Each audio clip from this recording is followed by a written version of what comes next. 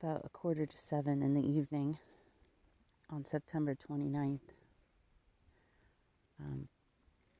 And it is the full moon today, I believe in Aries. I think so.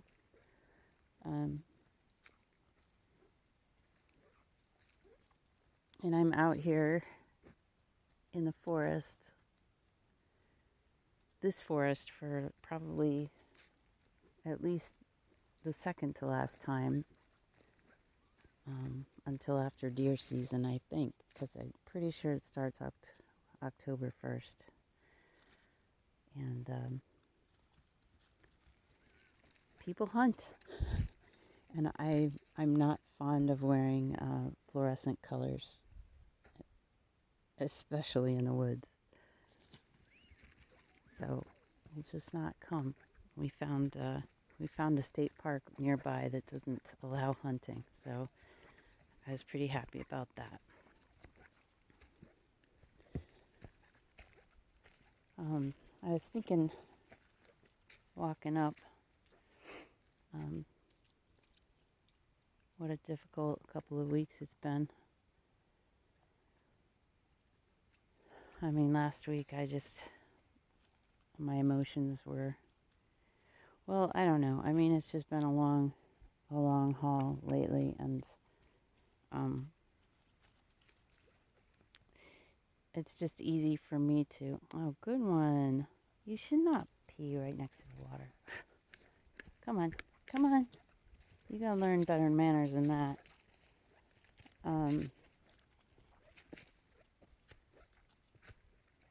It's been a long haul, and when you go on a long haul, sometimes it starts getting on you, wearing on you. Okay, I gotta spin. And it's hard to keep a good state of mind, a positive sort of feel good kind of state of mind. And not only that, but you can also just start taking things in negative ways when maybe they're not necessarily meant that way. And that kind of happened to me last week at work. With one of my colleagues. In the professional world, it's colleagues. In the workday world, I guess it's coworkers. It's something that occurred to me this week. It's interesting. That's a whole other topic, really, to talk about, is the cultures of work and what you're used to growing up, and what the rules to can dictate where you end up in your life. If you don't know the rules, it's hard to belong. But anyway, that's like a whole other topic. I took something that my coworker did in a very negative light, and sent a couple messages, quick messages that opened up the floodgates to us, eventually, like, sort of airing things out, which was actually beneficial, but it left me with, I heard someone call it a hangover recently. I will link to that video. I think I can remember what it was. I'll link to it below. But yeah, like if you allow your anger to come out, and your hurt and rage to come out, it leaves a hangover. And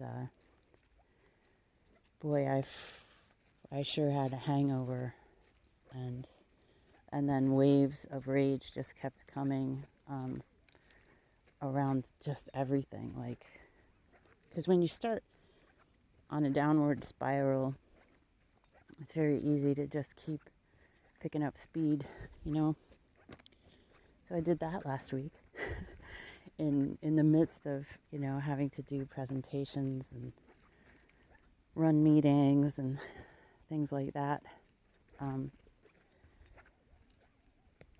But it, you know, I ended up having a good weekend, I guess, you know, pretty good weekend. And thinking, you know, I can put this behind me, you know, my coworker and I, my colleague and I, you know, we both respect each other and like each other even. We just have different styles, and we both recognize the value of the other, and we worked it out. So I was like pretty optimistic this week that things are going to be pretty good. And then really the same thing kind of happened without anybody else's involvement this time, just my own inner world come crumbling. And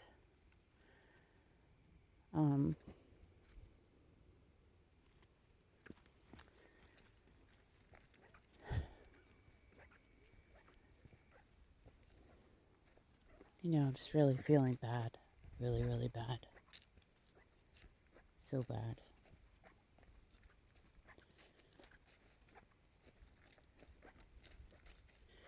And you know, things compounding in the world coming at me,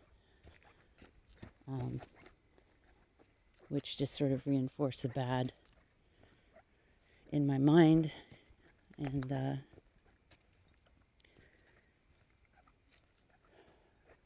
yeah, I just really felt bad this week. Been a hard week.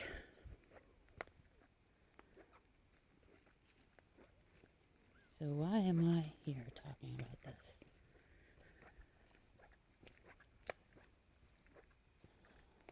Not really sure. I think I had a reason, but now I'm just walking in the woods. One of the reasons I wanted to turn on the camera was because, you know, it's 6:45-ish. Now try getting on till 7. And you can see there's plenty of light in the sky, but it's pretty dark in here. And I noticed it as we were coming up. It's sort of scary and also sort of cool. And one of the reasons that I just love the woods.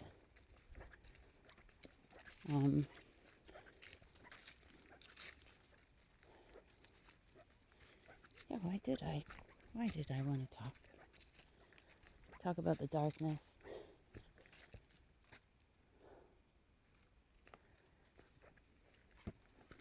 Talk about bears. I'm going to turn it off.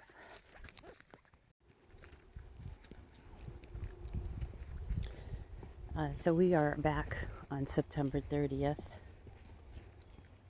the last day before deer season starts, I believe. And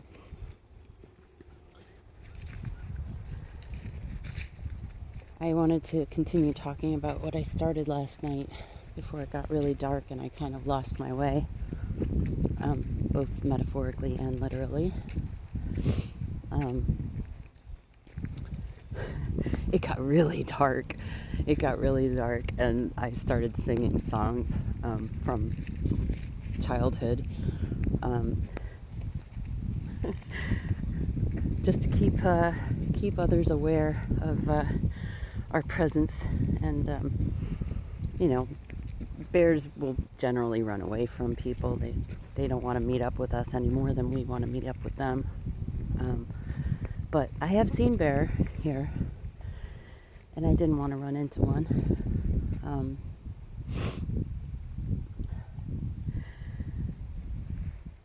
Oh yeah, the other thing I wanted to say about last night was I started talking with a barred owl. It was pretty cool. It was pretty cool, but I also don't want to meet a barred owl in person. So it was a little creepy, like I was calling it or something.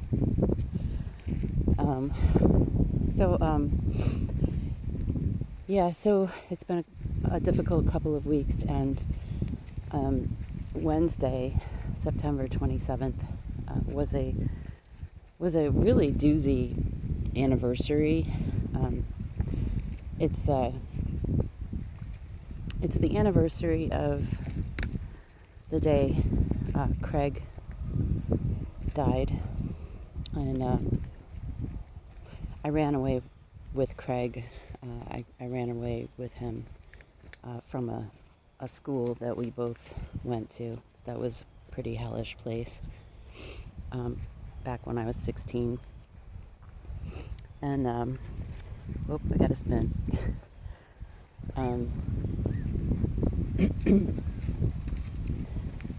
So as the anniversary, he died in 2002. And I don't know how he died because we weren't in contact at that time. And I didn't find out that he had died until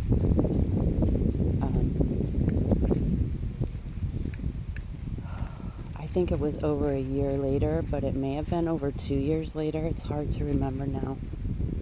But it devastated me when I found out about it. That was back in the early interwebs days.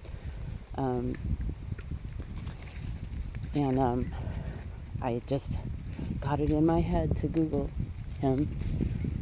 Although I don't even think it was Google back then. And I found the obituary, which didn't give any indication of the manner in which he died. But it was my intuition told me that it was suicide, and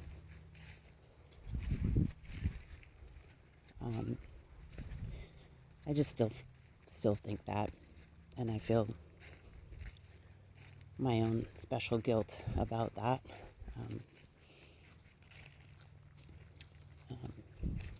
But so that was the day he died, September 27th, 2022. And then on September 27th, 2011, I interviewed for a job and met Catherine, my soon-to-be boss. And Catherine and that job actually were very instrumental in propelling me into the work that I do now and my ability to support myself, live alone on my own terms, so to speak, or at least more on my own terms than ever had been before in my life. But Catherine, I had a love-hate relationship with Catherine. Well, more like a love-fear relationship with Catherine. I didn't hate her at all, but I did fear her very much.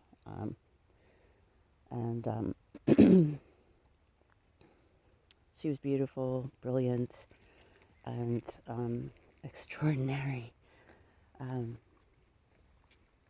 at getting people to follow her and do things for her. And wow, I have this rush of adrenaline going through me right now, just remembering back to those days, because it got very scary.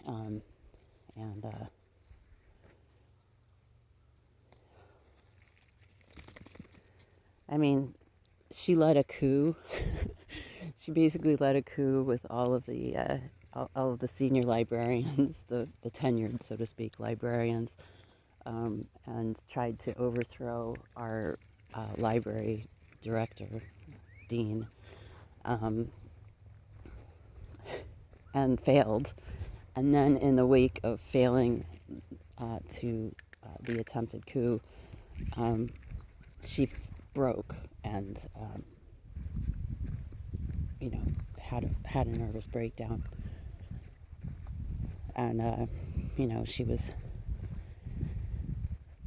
she fled in the middle of the night and drove north to Canada, stopping on the way at a used car salesman dealer and like trading her car for another one on the lot so that she wouldn't get caught because she thought that the feds were after her. And she asked for asylum in Canada, and like, I mean, just broke, you know. And then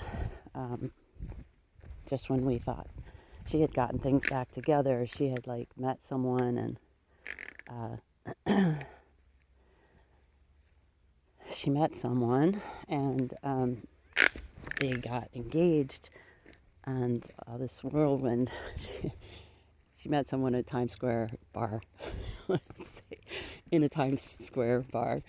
And then they got together and got engaged and everything. Yeah, I mean, it was weird, but she seemed happy. And she had just gotten another job down in New York City working for, you know, sounded like a cool place. And it all seemed to be going okay. And then she hung herself.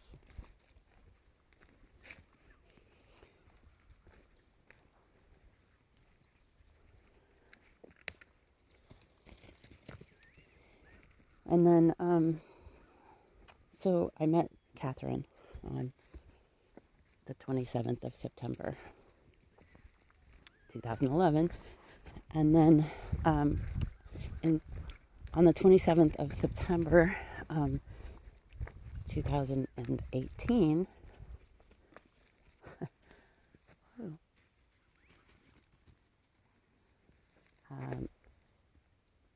that someone that Catherine met in a bar in Times Square, I had gotten involved with, and for a few months.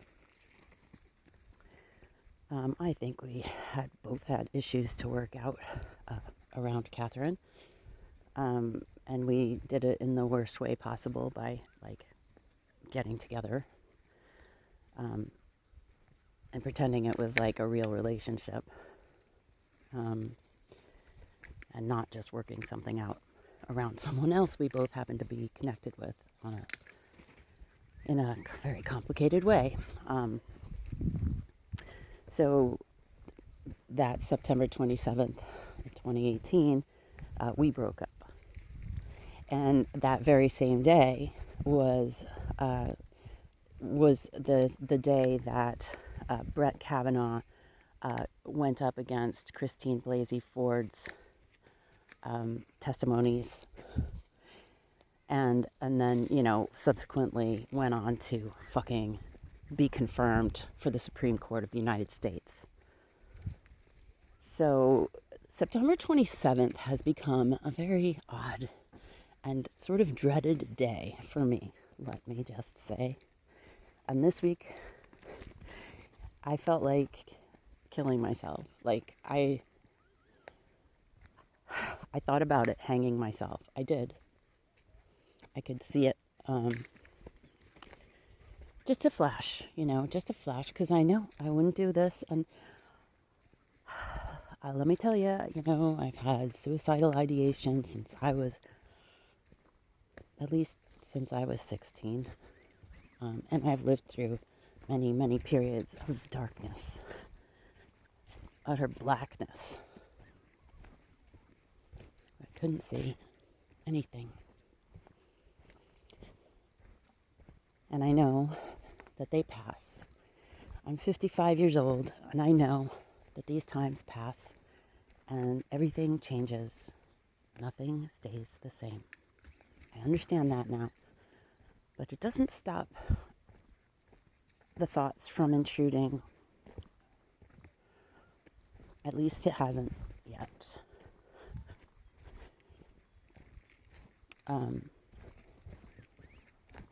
So it's been a difficult couple of weeks. And a lot of that has to do with relationships with other people. And one of the reasons, Ananda's starting to get annoyed with me, I think, because I'm not paying attention to her. Not that she's paying attention to me.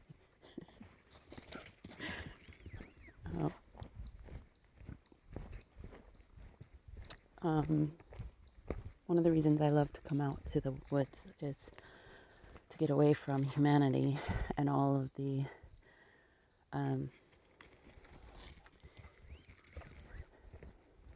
rules and all of the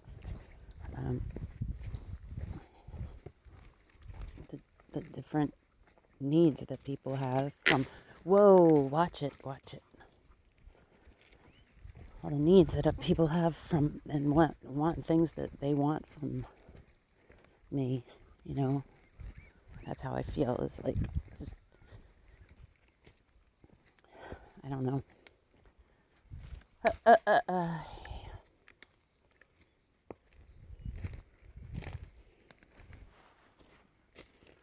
Can we not go around the trees? Come on. All right, I'm going to stop.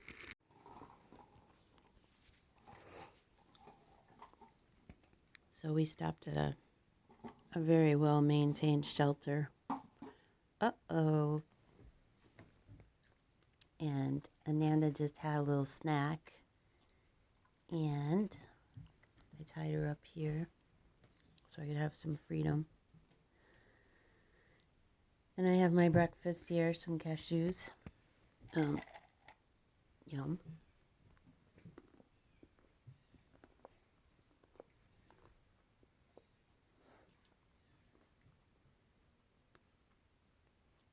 Quite peaceful.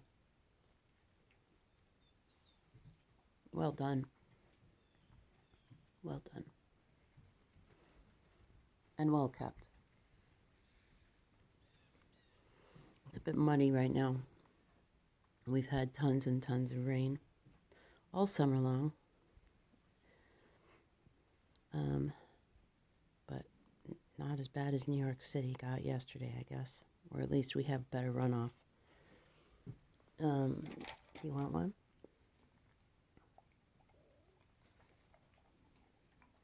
She's got one of her bat ears on.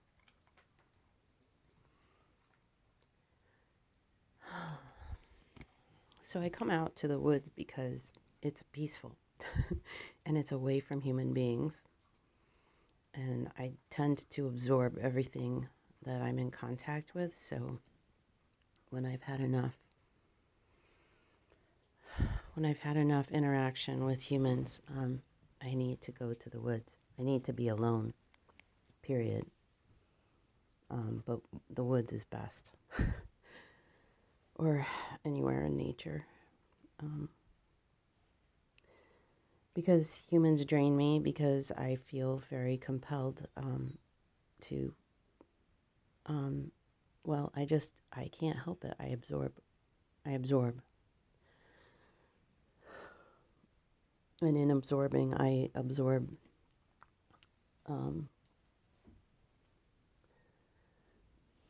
the rules and of, how to deal with people and stuff like that, which is fine. I mean, we all need to freaking do that in order to live in a halfway decent social. I'm trying to get her unwrapped. She's just as talented as Lucy used to be.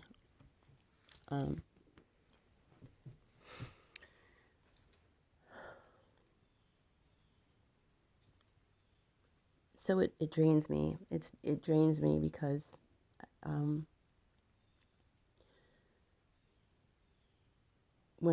especially when I get in these moods, I start to tend to assign the worst kinds of interpretations onto things, and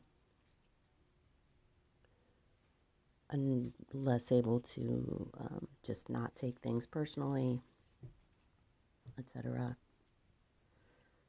And I've been in a place like that um,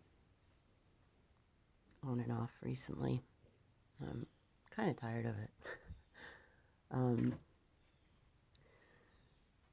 But the reason why I'm talking about this is because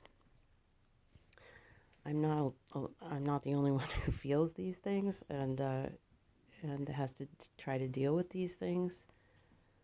So I just want to talk about it and how I feel about it, because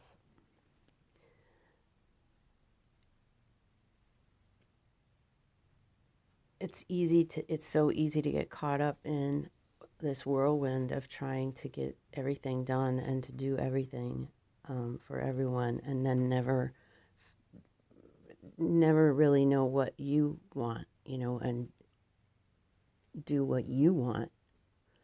And you can just get carried away by life and never really come to yourself, because people just,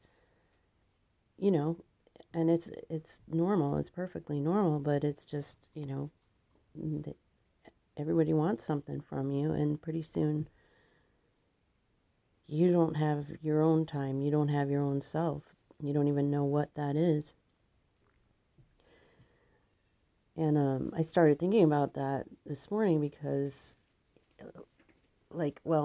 first of all, yesterday I was talking with an acquaintance of mine, a friend of mine, who we're connected by happenstance and have not initiated a personal relationship. But so I didn't know about her, what was going on with her. But a few weeks ago, she had mentioned, she's like, I need money. And I was like, wow. And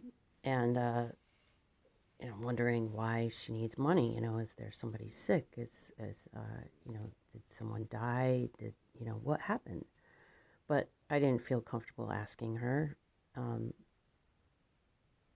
mostly because we didn't have a private, time to chat or whatever.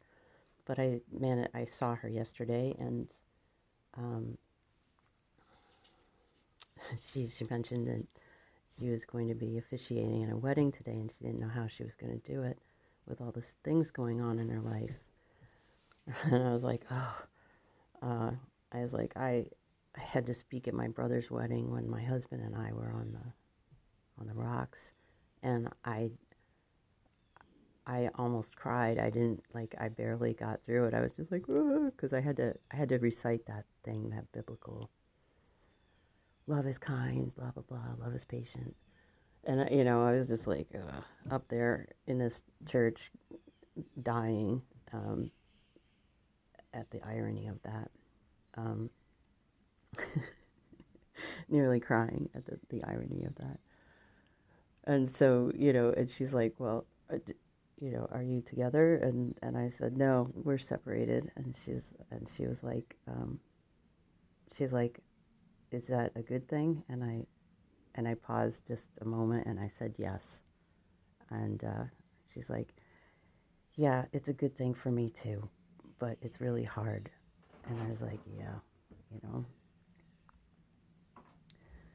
And this morning, I got a notification from YouTube that I just need to check on her, make sure she's doing anything crazy.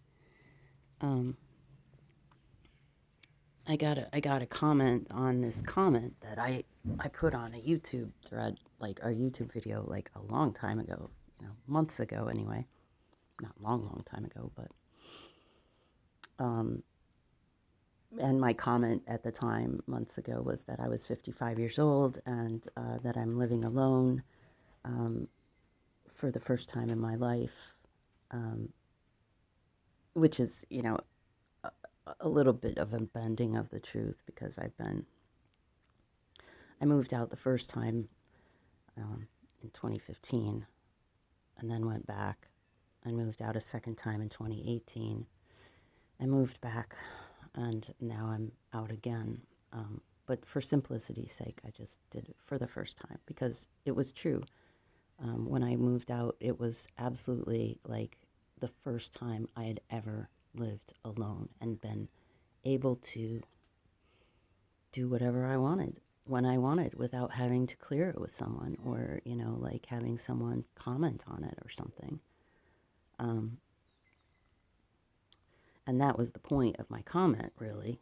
Like, and it hit it it hit a nerve on a lot of people, and so it got a lot of likes, and it continues to get comments from time to time. And so this morning, I looked and there was a comment from this woman, and she said that she was 55 years old as well, and that she is alone, and her husband, her ex, was an alcoholic, and they tried to get back together, or he tried to get back together with her, but she saw through it, and she's alone now with her kids, and um, she said she's trying to enjoy it or whatever, but she feels like there's something wrong with her. That's the thing that I really remember is that, she felt like there's something wrong with her, and that she would maybe never be able to have a relationship. And I kind of feel that way myself, and have been feeling that's a little bit part of my darkness this week, is just feeling really alone in the world. And I've been isolating myself from my family,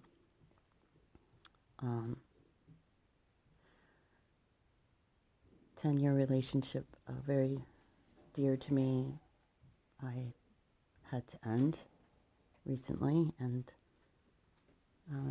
I've been isolating myself from my neighbor, from everyone, really, kind of. I just can't, like, and my cousin, like, she wanted to talk last night. I was like, I just can't. I'm worn out. I'm tapped out. But it would be nice to have a relationship. It would be nice to have a partnership with someone who really gets me and doesn't try to control me and doesn't try to tell stories about me that aren't true. um, and but I'm not willing. I'm like nowhere near willing to give up my sovereignty, my in order to be in a relationship. I will not do that. This morning I was getting dressed, and I was talking with Ananda, and I was like, I'm going to wear my jeans and my leggings today. And this is I don't know if I can get a good picture of this. I'll try. So, those are my jeans, and they're a little risque. And I put this little outfit on once, and my husband was just like, he scolded me. Like he would be embarrassed being seen with me, I think. I don't know if I were wearing this. And I just get like this sick in my stomach, actually, just thinking about that. I'm sorry, but I'm tired of trying to conform to everybody's rules, and I like to flagrantly break the rules. I mean, I'm 55 years old, and I'm like, this is like, I'm dressed like a kid, and fucking like to be a kid. I want to be a kid. The only reason I grew up was so that I would be free to do the things I wanted to do. That's the only reason I could ever see to grow up. And I looked at my parents, and I was just like, I don't want to live like that. I don't want to like become this like scripted life. I don't want that. And I certainly don't want my husband telling me what to wear. Um,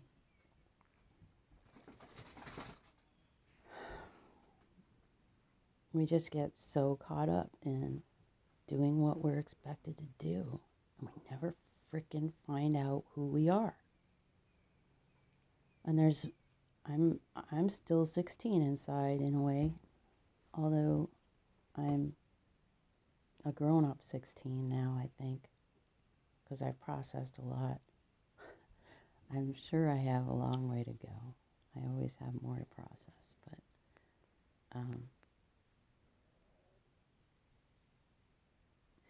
yeah, I want to be myself, and I will raise eyebrows if necessary,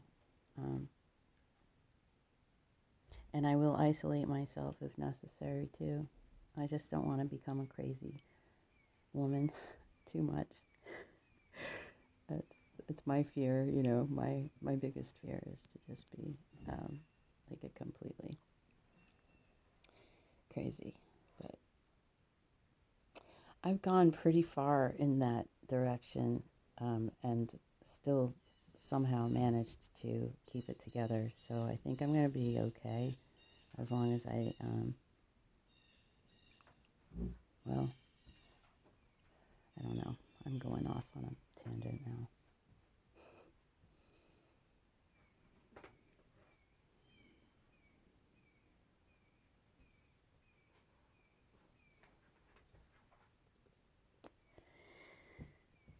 Yeah.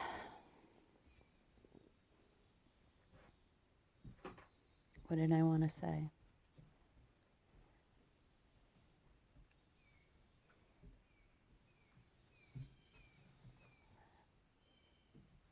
We are conditioned to believe that we must have a partner in life. We are grown, especially as girls, but I think as boys too. Um,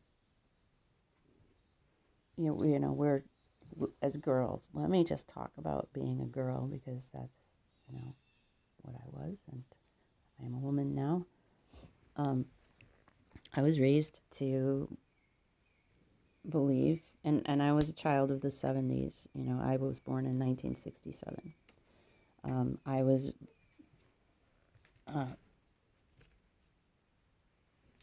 was raised. I got presents of dolls, and I got presents of a wedding dress that my grandmother made for me lovingly once. A whole wedding dress with a veil and a like a little flower thing, bouquet. I had two dolls that were brides. One was more modern, and she had a short haircut, and the other one had actually belonged to my great aunt, and so had this like really beautiful old-fashioned dress on it. I was raised to believe that my goal in life was to get married, and everything that went with that, because you have to be pretty in order to be attractive to men, and so that they will ask you to marry them. And but I was also a child of the 70s. I was raised with all of the 70s propaganda, and I still believe in it. Like, be yourself, be yourself, be yourself, be yourself, be yourself. Why am I? Oh God. Oh my gosh. There's a barnyard, and there's a chicken, and she's really depressed, and she's like, I'm just a dumb cluck. And the barn animals gather around her and are like, but without you, there would be no Easter eggs.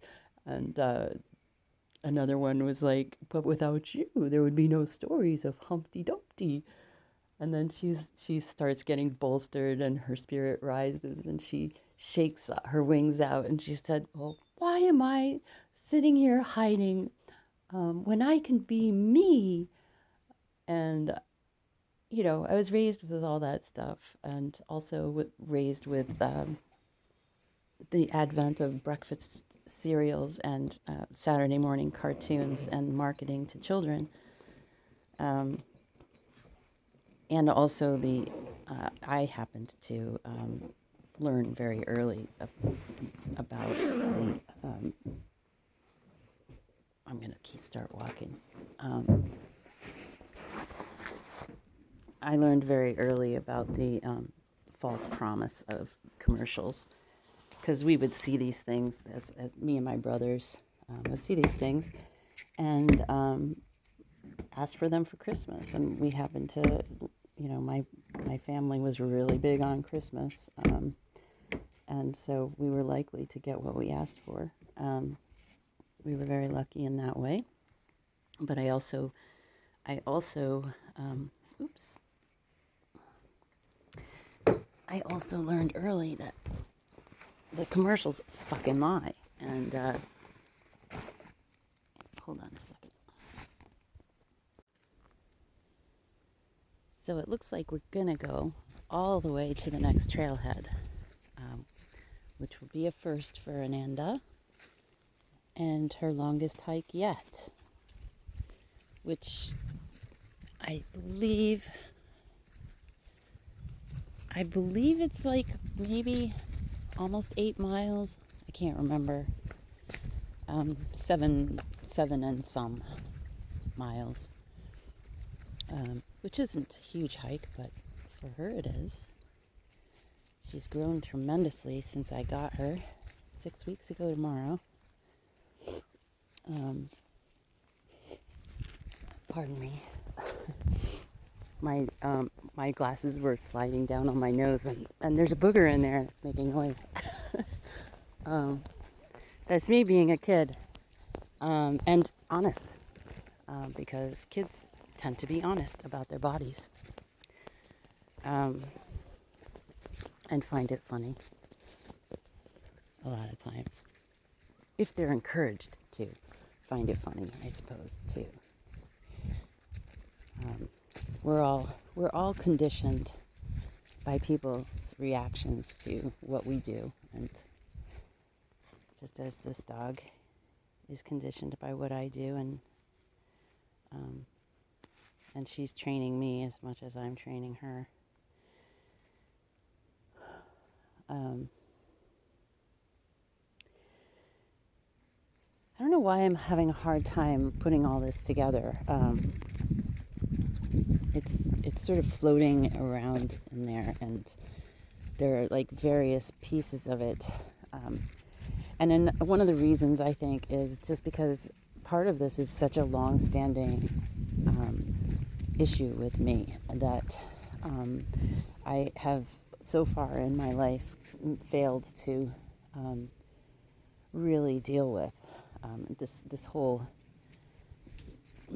dependence on others for my well-being, the dependence on others thinking well of me for my well-being, and not being able to just be solid inside myself, able to stand on my own 2 feet and not worry so much if I have to do that and be alone. But a lot of this was just, drilled into me as a child. I'm a girl, and your job is to be pretty and be nice and get a husband who will take care of you. And I was a child of the 70s. And that was also the time of the glorious feminist revolution, which was immediately, turned against everybody, really. Once women made their way into the workplace, it was like, oh, okay, 2-income families, that makes people too comfortable. Let's just slash everybody's income. It's basically what has been happening ever since, in my book. Used to be one income was able to support a family, and now two incomes often don't support a family. Anyway, 70s, then the 80s come, and I'm a teenager, and I'm, I get into my trouble and everything, and I got pregnant.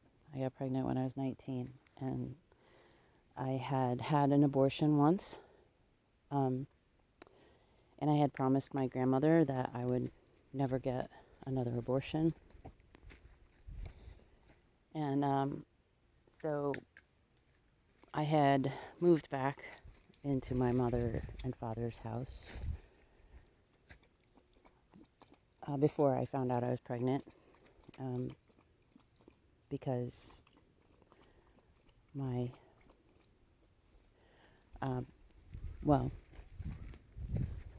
husband, who was not my husband at that time, had thrown me around our apartment, and I left, and I took my cat.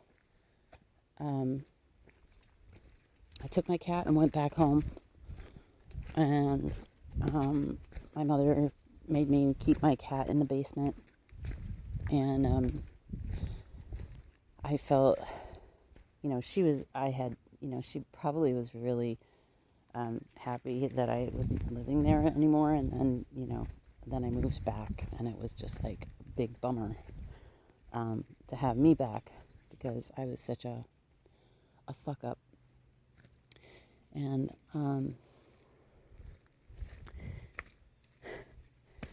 so I was pregnant, and I was living in my mother's house, and she was pissed at me, and she was treating me like crap, I felt.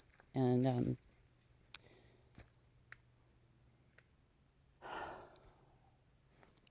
then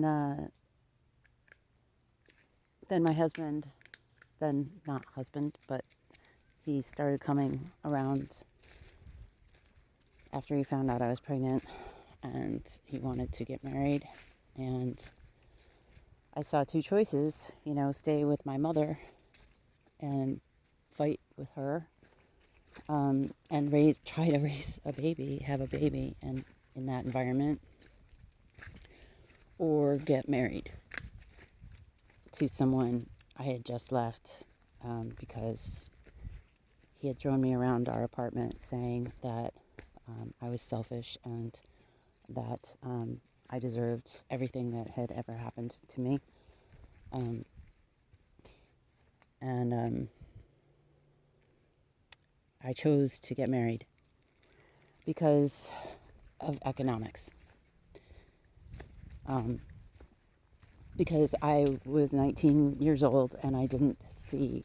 I had one semester of college, and I had been working at Dunkin' Donuts. I worked at a pizza store. That's all I've done. I had tried to get into graphic arts, in a sort of circuitous way.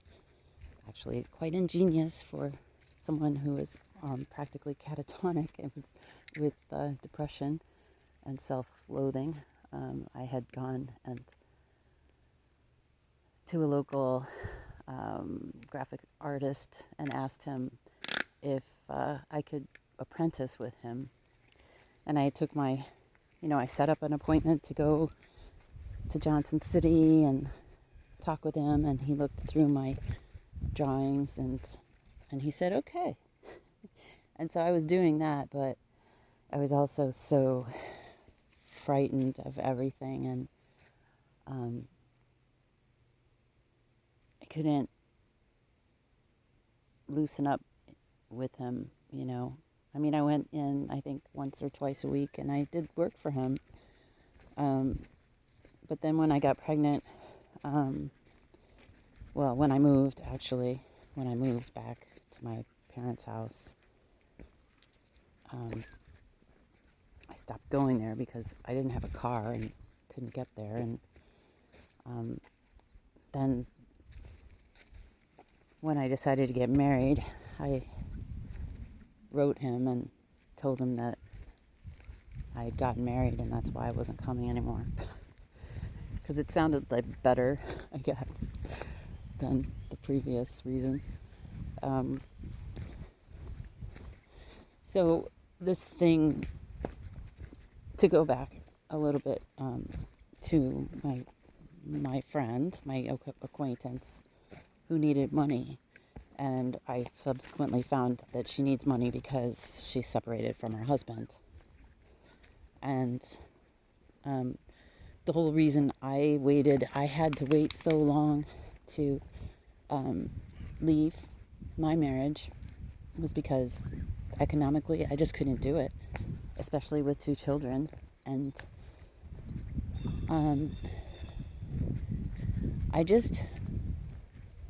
I think it's wrong.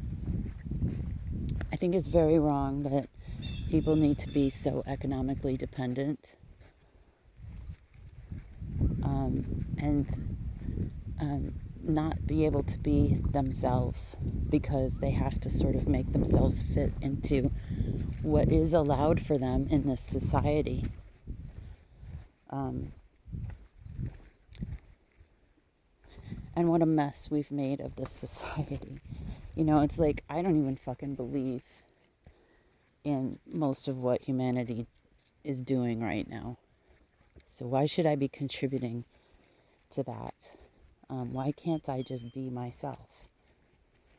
Well, because you need to earn money and you need to fit and conform and fold yourself into weird shapes so that you can bring home enough money to live on and hopefully save some so that you can retire, because there's nothing for you in this world. You gotta just work for the man, you know, as a librarian once said. Stick it to the man. Anyway. And I just think tying love and familial relationships together economically is a very bad practice. And people should be where they are because they want to be where they are, because they're happy where they are, not because they have to be there, not because they feel chained there by economic chains. Necessity, you know, economic necessity.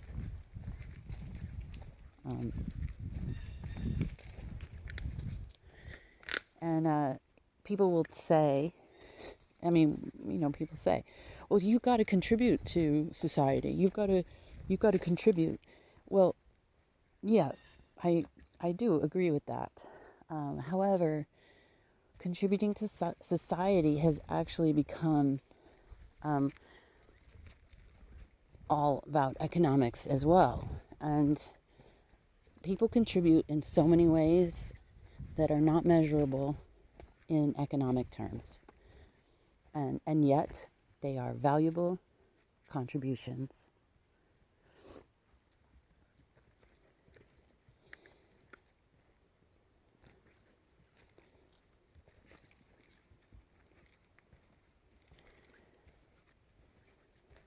I believe that people contribute by being themselves. They contribute the most by being themselves, who they truly are, because that's the only way they can reach what they have personally to give. And instead, we are all just forced down this chute, this meat grinder of education and culture, which tells us that we'll never be enough. We better prove that we are worthy to be here. And the way to do that is to earn money and prestige and power, which is just bullshit. It's all just bullshit.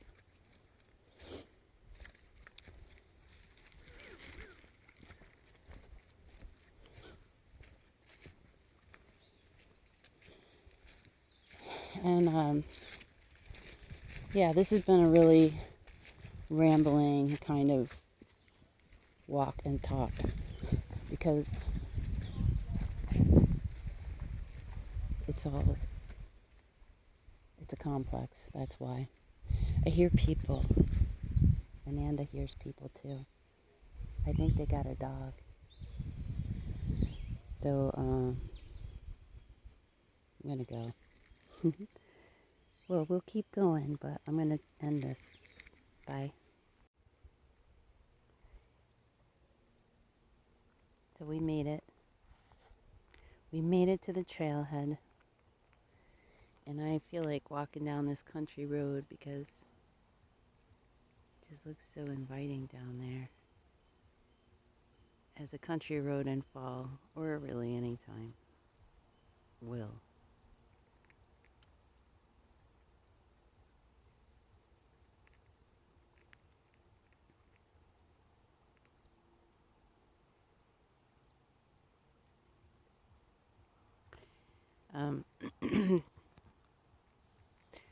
I think the only reason I wanted to come back on here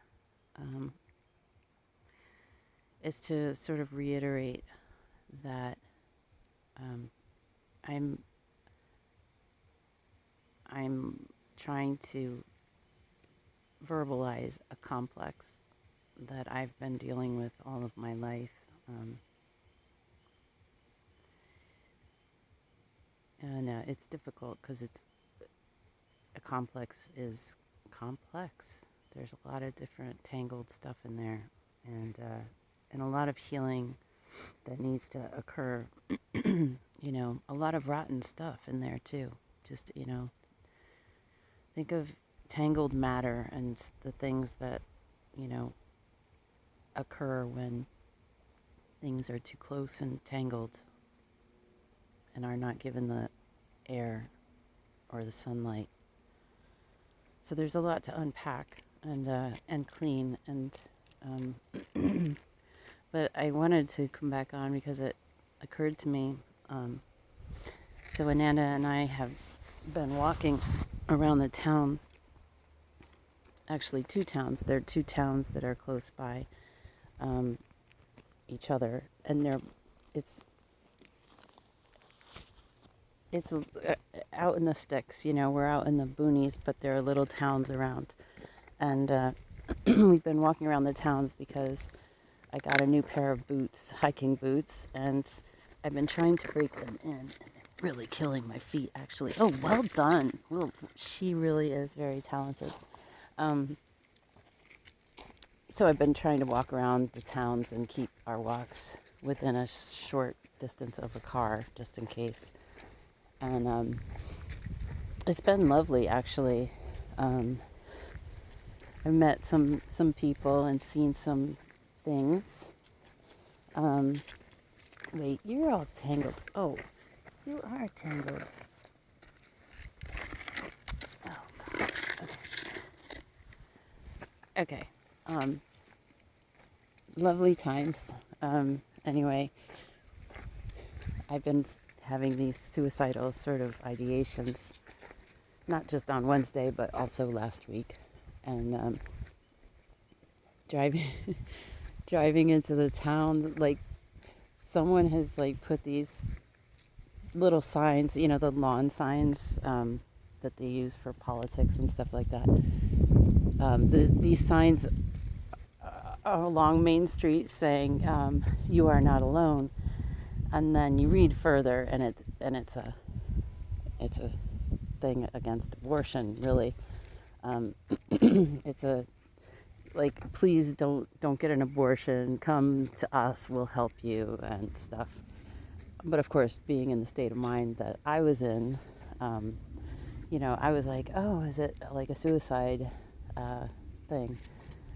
And no, it's not a suicide thing. And, it's just it's an irony that these people, the same people who seem to be so fervently against abortion and for preserving babies' lives, they are also just seems to be against any kinds of programs that will help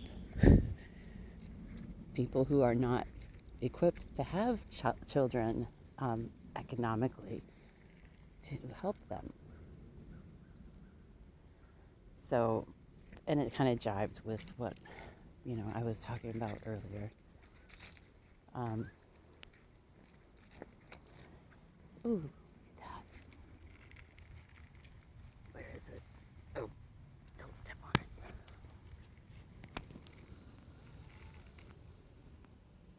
Cool. In there.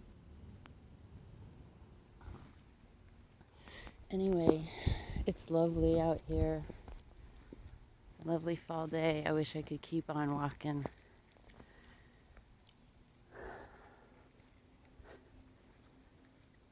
But I will keep walking for a while. And then I'll go back home and start doing all the damn things I gotta do. Not the damn things, but I still got a lot of green tomatoes. And I got my coursework for my medicinal plants.